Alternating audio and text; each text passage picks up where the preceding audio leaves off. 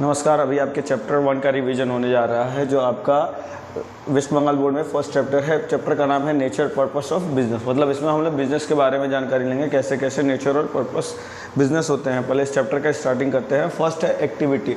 Activity मतलब क्या होता है? कोई भी काम आदमी कुछ भी कर रहा है उसको एक्टिविटी करते हैं। तो आदमी दो तरह से काम कर सकता है, या तो पैसा कमाने के लिए या तो बिना पैसा कमाने के लिए। पैसा कमाने के लिए आदमी काम करता है, उसको इकोनॉमिक एक्टिविटी बोलते हैं। इकोनॉमिक एक्टिविटी में आपका क्या होना चाहिए? Money and livelihood.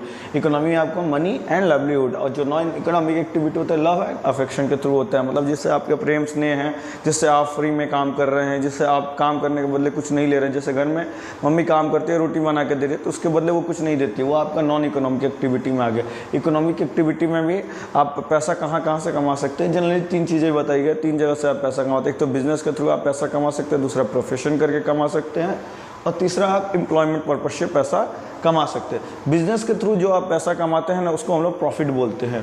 और प्रोफेशन के थ्रू जो पैसा कमाया जाता है उसको फीस बोला जाता है। जैसे एक लॉयर आया, आप लॉयर को फीस देते हैं, या फिर आपको कोई आप सीए के पास गए कोई काम कराने के लिए, तो उसको एक फ़ीस देते हैं। वैसे ही प्रोफेशन है, वो अपने काम में स्किलफुल है, उसको प्रोफेशन बोलते हैं। फिर तीसरा होता है एम्प्लॉयमेंट। एम्प्लॉयमेंट काम करने के बाद जो महीने में पैसा लेता है वो सैलरी लेके जाता है। वैसे ही बिजनेस का कोई भी ऑक्यूपेशन, कोई भी काम करते हैं, कोई भी काम आप स्टार्ट किए उसको बिजनेस बोलते हैं। प्रोफेशन के लिए आपके पास एक स्किल होने की ज़रूरत है।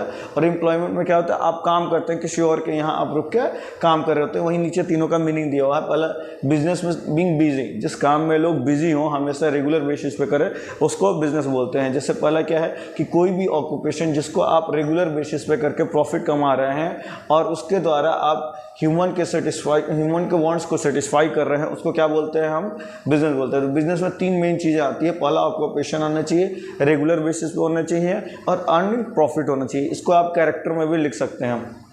फिर आता है प्रोफेशन। प्रोफेशन के लिए क्या होता है? स्किल होनी चाहिए। स्किल मतलब इंडिविजुअल स्किल, वो अपने काम में, जैसे एक कुम्हार बहुत अच्छा कुम्हार बनाता है तो दूसरा उतना अच्छा नहीं बना सकता है। तो स्किल क्या होती है कि आप जिस काम में हो प्रोफेशनली, आप इंडिविजुअली उस काम में बहुत अच्छे हों, उसको हम लोग क्या बोलते हैं? प्रोफेशन बोलते हैं। इसका meaning special skill and knowledge of individual to earn their living. मतलब ऐसा स्पेशल स्किल या नॉलेज जिसके थ्रू एक इंडिविजुअल अपनी कमाई को कमा कर मतलब अपना ज़िंदगी गुजारता है, उसको हम लोग क्या बोलते हैं? प्रोफेशन बोलते हैं। वैसे एम्प्लॉयमेंट क्या होता है? एम्प्लॉयमेंट होता है कि आप किसी और के यहाँ इंडिविजुअली, मतलब खुद आप किसी और के यहाँ जाके काम कर रहे हैं, work regular for another person and get salary. आप किसी और के यहाँ जाके काम कर रहे हैं और वहाँ से आप सैलरी ले रहे हैं, उसको हम लोग क्या बोलते हैं? एम्प्लॉयमेंट बोलते हैं। फिर आते हैं अपना बिजनेस में कितने वो प्रकार दिए हुए हैं। तो बिजनेस में पहला क्या होता है? बिजनेस एक इंडस्ट्री हो गई और एक कॉमर्स हो गया। इंडस्ट्री में क्या होता है? नीचे दिखा हुआ है।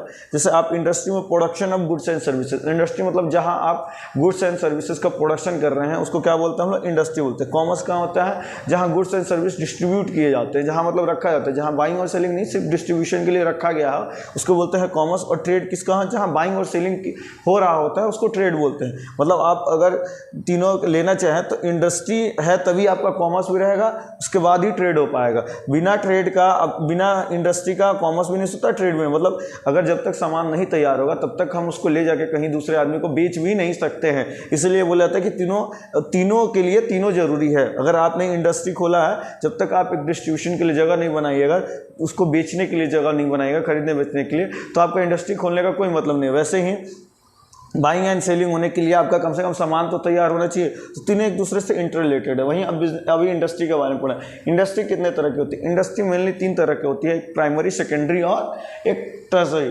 प्राइमरी, सेकेंडरी और टर्शरी एक तरह का सर्विस होता है जो इंडस्ट्री में काम आता है, उसको हम लोग टर्शरी बोलते हैं। प्राइमरी इंडस्ट्री एक होता है एक्सट्रैक्टिव इंडस्ट्री, जैसे आपने नेचुरल रिसोर्सेज के द्वारा जो चीज़ तैयार करते हैं उसको हम लोग क्या बोलते हैं? आपका एक्सट्रैक्टिव बोलते हैं। जैसे नेचुरल रिसोर्सेज, जैसे आपने एक तैयार किया, आलू तैयार किया, नेचर के द्वारा तैयार किया, उसको बोलते हैं एक्सट्रैक्टिव। जेनेटिक क्या बोलते हैं? जो प्लांट और एनिमल होते हैं, जिसमें प्लांट और एनिमल ये चीज़ें होती है, उसको क्या बोलते हैं? एक्सट्रैक्टिव बोलते हैं। उसको क्या बोलते हैं हम लोग? जेनेटिक बोलते हैं। एक्सट्रैक्टिव आपका नेचुरल रिसोर्सेज होता है, जेनेटिक आपको होता है species of plant and animal. फिर उसके बाद आता है सेकेंडरी। सेकेंडरी में 2 तरह की चीज़ें होती हैं। एक होता है आपका मैन्युफैक्चरिंग, जहाँ पे प्रोडक्शन और ये सब प्रोसेसिंग की चीज़ें चलती हैं उसको हम लोग मैन्युफैक्चरिंग बोलते हैं। फिर आता है कंस्ट्रक्शन, कंस्ट्रक्शन जैसे रोड का कंस्ट्रक्शन हो गया, बिल्डिंग बन रही है, उसको हम लोग कंस्ट्रक्शन बोलते हैं। तो वैसे ही मैन्युफैक्चरिंग, मैन्युफैक्चरिंग में अलग अलग प्रकार दिए हुए हैं, 4 तरह का दिया हुआ है। पहला एनालिटिकल, एनालिटिकल को क्या होगा कि आपने एक रॉ मटेरियल को तोड़ करके अलग अलग फिनिश गुड्स तैयार किया है, उसको क्या बोलते हैं हम लोग,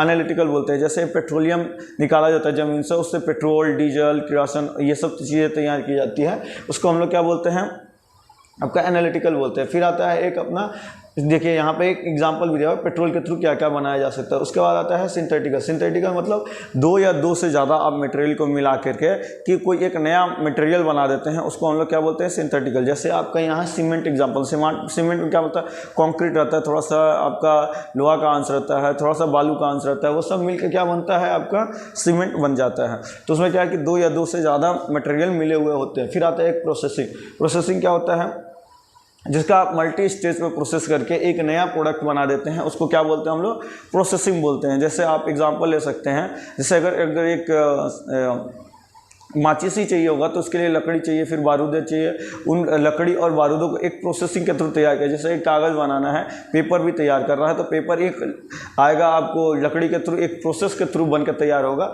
इसका एग्जांपल हो सकता है। फिर असेंबलिंग कहाँ होता है, जहाँ 2 फिनिश गुड्स मिलकर कोई एक नया फिनिश गुड्स तैयार कर दे, उसको असेंबलिंग बोलते हैं। जैसे टीवी में क्या होता है कि फिनिश गुड्स ही होते हैं, जैसे टीवी में सामने LED होता है या फिर जो उसको ढकने वाला होता है, वो सारे फिनिश गुड्स होते हैं, वो सब असेंबल होकर एक नया चीज़ बना देते हैं, उसको हम लोग टीवी बोलते हैं। उसमें अंदर वायर होता है, ये सब मिलके एक नया चीज़ बनाते हैं, उसको टीवी बोलते हैं। फिर आता है ट्रेड, ट्रेड क्या होता है, जहाँ डिस्ट्रीब्यूशन हो गुड्स और सर्विसेज के, जहाँ क्या हो, डिस्ट्रीब्यूशन हो। तो 2-3 तरह के गुड्स ये हो सकते हैं, पहला इंटरनल और एक्सटर्नल होता है। पहला क्या होता है, इंटरनल और एक्सटर्नल। इंटरनल में क्या हो गया आपका, होलसेलर और रिटेलर। होलसेलर जो हमारे घर के, जो जहाँ से घर के रिटेलर लोग सामान खरीद कर लाते हैं, उसको होलसेलर बोलते हैं। बाइंग मैन्युफैक्चरिंग, जहाँ लोग मैन्युफैक्चरर जो होता है वो खरीद के लाते हैं, उसको हम लोग क्या बोलते हैं, होलसेलर बोलते हैं। और उसको और वो किसको बेचते हैं, रिटेलर को बेचते हैं। फिर रिटेलर क्या करता है, खरीदता है होलसेलर से और बेचते किसको है, कस्टमर्स को बेचता है।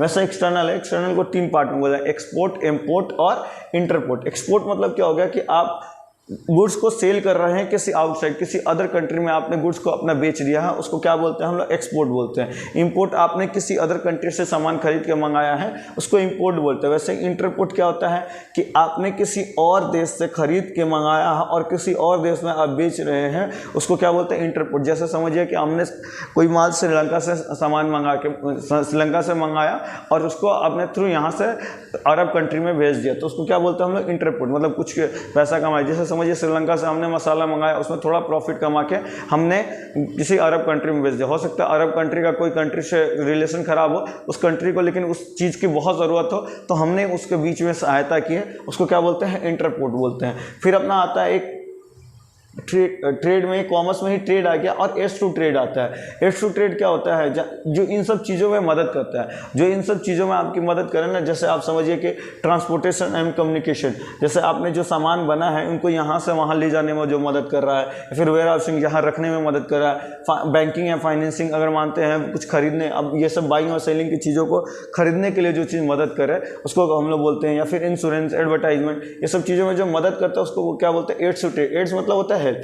फिर यहाँ जो आता है ट्रेजरी, आपका इंडस्ट्री में ये एक पार्ट छूट है, ट्रेजरी मतलब सर्विस। ये सिर्फ इंडस्ट्री के चीज़ों को, मतलब प्रोडक्शन के चीज़ों को ट्रांसपोर्ट और वेयरहाउसिंग और बैंकिंग कराता है, लेकिन ये सब चीज़ें जिसका डिस्ट्रीब्यूशन हो रहा होता है उनके लिए ये बना होता है। फिर आते हैं उसके बाद अपना एक छोटा सा कॉन्सेप्ट आता है, डिफरेंस भी बोला जाता है। जैसे इंडस्ट्री में क्या होता है, सप्लाई होता है, और आप कॉमर्स है वहाँ डिमांड करते हैं, और बेचने खरीदने का काम कहाँ होता है, आपका ट्रेड में होता है। प्लस जैसे आप इंडस्ट्री का फार्म हो गई, फैक्ट्री, वर्कशॉप, ये सब इंडस्ट्री होगा। लेकिन कॉमर्स क्या होगा कि जहाँ आप एक प्लेस से दूसरी जगह, दूसरी प्लेस पे आप सामान को रख रहे हैं या फिर रखने का काम कर रहे हैं, उसको क्या बोल रहे हैं हम लोग, कॉमर्स बोल रहे हैं। और जो एक मार्केट है जहाँ से आप जाके सामान को खरीद रहे हैं, उसको हम लोग क्या बोलते हैं, ट्रेड बोलते हैं। फिर आता है अपना ऑब्जेक्टिव ऑफ बिजनेस। 2 तरह के ऑब्जेक्टिव होते हैं, एक होता है इकोनॉमिक ऑब्जेक्टिव, एक होता है सोशल ऑब्जेक्टिव। इसके अलावा भी अदर ऑब्जेक्टिव भी होते हैं, वो बहुत सारे ऑब्जेक्टिव होते हैं। पहले मेनली यही दोनों तरह का ऑब्जेक्टिव को देख लेते हैं।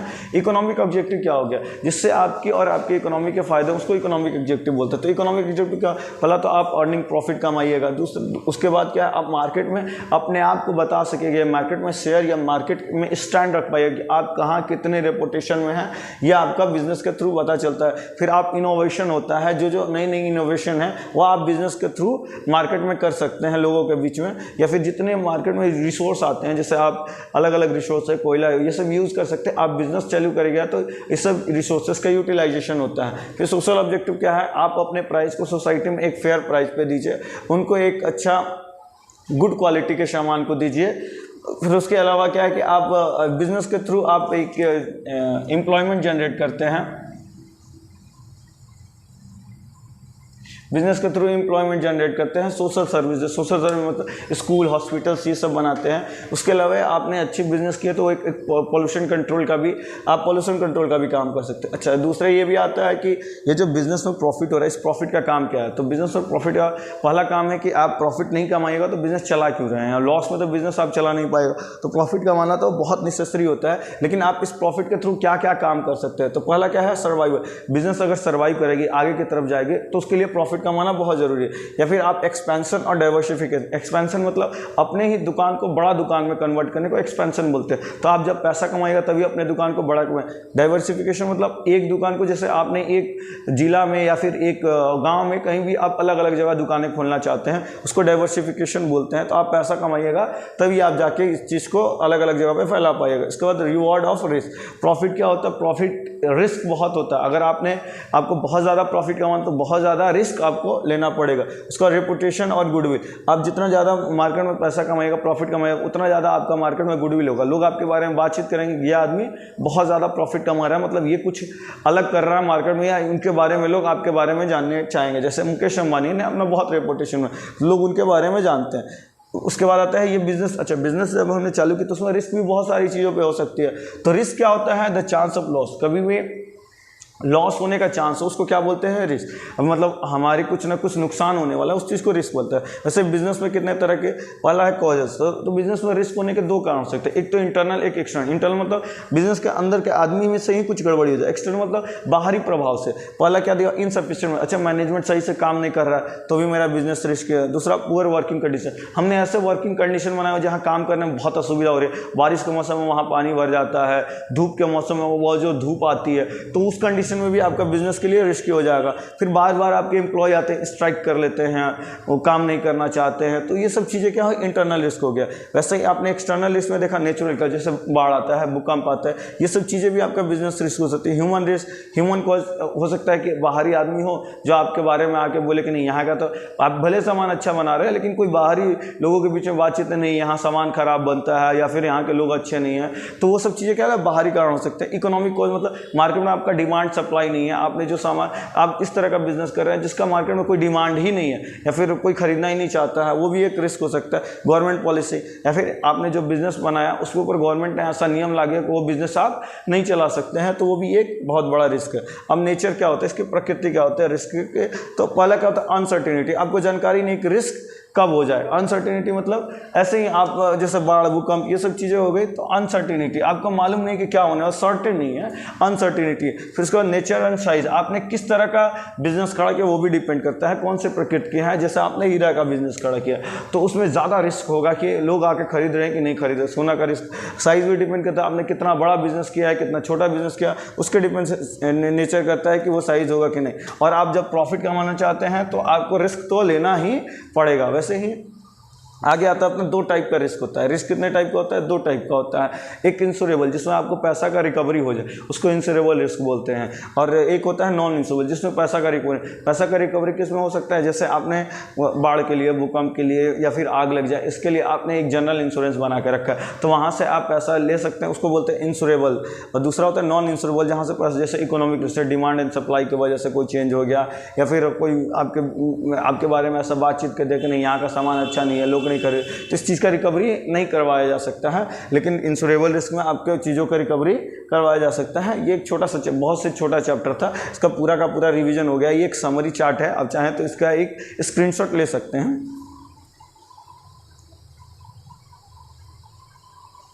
आज का क्लास यहीं तक रखते हैं, फ्यूचर के लिए ऑल द बेस्ट। आप सभी इस चैप्टर को 1 से 2 बार रिवाइज कीजिए, आप और अपने दोस्तों के बीच में इस वीडियो को शेयर कीजिए जिससे उनका भी मदद हो सके। और भी आपको कोई प्रॉब्लम आ रहा है तो आप कमेंट बॉक्स में जाकर कमेंट कर सकते हैं। इसके अलावा इसका नोट्स अगर चाहिए तो एक टेलीग्राम ग्रुप बना हुआ है जिसका लिंक आपके डिस्क्रिप्शन बॉक्स में दिया रहेगा, वहाँ से जाकर के आप इसका नोट्स ले सकते हैं। Thank you.